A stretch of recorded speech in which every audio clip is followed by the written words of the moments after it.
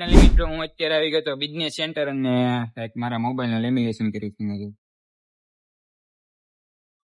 આ પ્રકારનું કંઈક લેમિનેશન કરાવવા આપણા અક્ષય પાર્ક વિસ્તારમાં પણ સિટી બસ ચાલુ કરી દેવામાં આવી છે. આ સિટી બસ ચાલે છે અક્ષય પાર્ક થી ગંગા ચડિયા તળાવ.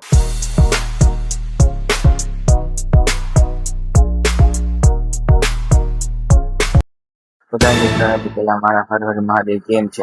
મને મારા બ્લોગમાં તમારા બધાનું હાર્દિક સ્વાગત છે. મસ્ત મજાનું ગુડ મોર્નિંગ થઈ ગયું છે અને અત્યારે હું આવી ગયો છું મારી શોપે. મારી શોપ છે ઇલેક્ટ્રોનિક તેમજ રિવાઇન્ડિંગની.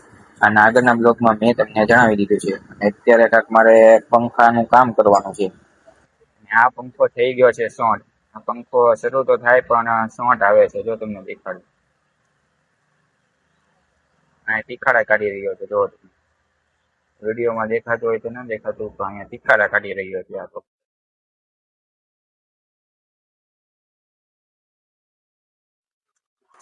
તીખાડા તમને દેખાતા હશે કદાચ વિડીયોમાં.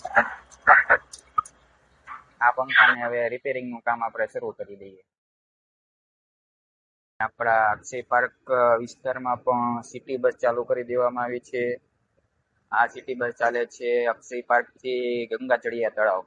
મિત્રો પંખો તો ખોલી કાઢ્યો છે પણ એમાં રિવાઇન્ડિંગ નું કામ કરવાનું છે. અને રિવાઇન્ડિંગ ના કામ કરવા માટે આપણે સૌથી પહેલા તો આ તાંબાને કટ કરવું પડશે. તો ચાલો કટ કરીએ.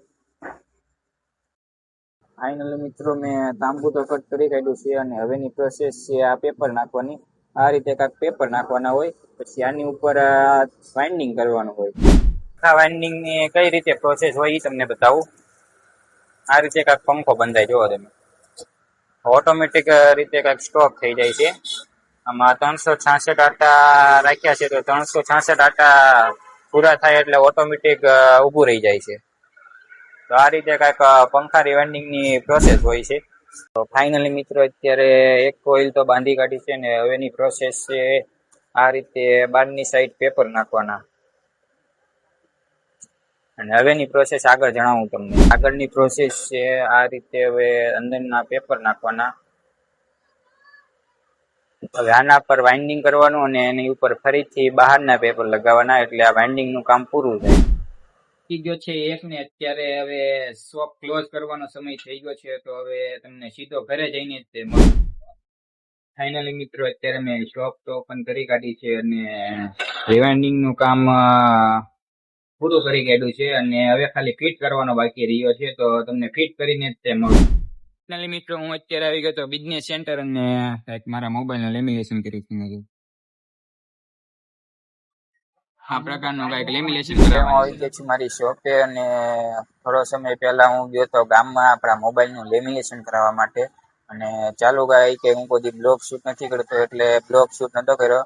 ડાયરેક્ટ જ્યાં લેમિનેશન કરાવવા ગયો તો ત્યાં જ તે બ્લોગ શૂટ કર્યો હતો. કેમ કે બાઇકમાં જો આપણે બ્લોગ શૂટ કરીએ તો કોઈ કારણોસર એક્સિડન્ટ થાય તો વાંક આપણો આવે છે. એના કારણે હું બાઇકમાં બ્લોગ શૂટ નથી કરતો. અને આપણા મોબાઈલમાં મસ્ત મજાનું લેમિનેશન કરાવી કાઢ્યું છે. અને હવે પછીના આપણા બ્લોગમાં બેકગ્રાઉન્ડ અવાજ હવે નહીં આવે, કેમ કે આપણે લઈ લીધું છે માઇક.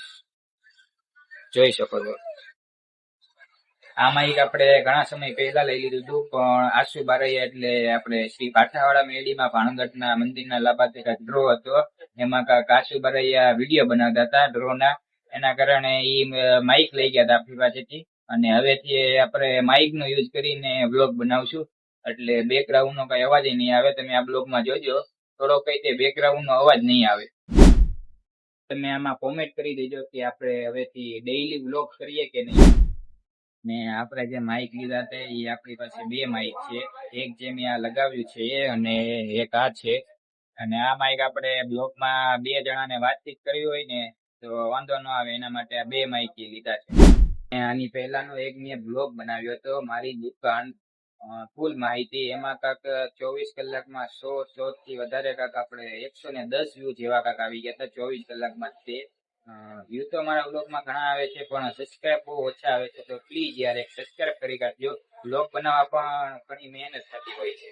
ને આપણી શોપ પર રિપેરિંગ તો ઘણું આવેલું હોય છે, પણ રિપેરિંગ ટાઈમે દેવાનું હોય ને ટાઈમે દેવાનું હોય એના કારણે વ્લોગ શૂટ નથી કરી શકતો, કેમ કે રિપેરિંગ પણ કરવાનું હોય અને વ્લોગ પણ શૂટ કરવો હોય, એટલે બે અઘરી વાત છે થોડી. પણ જ્યારે ટાઈમ મળે ત્યારે હું તમને રિપેરિંગ પણ બતાવીશ. મિત્રો વાગી ગયા છે 8:30 ને આપણી શોપ ક્લોઝ કરવાનો સમય થઈ ગયો છે. મળીએ નવા બ્લોગમાં, ત્યાં સુધી બધાને બાય બાય.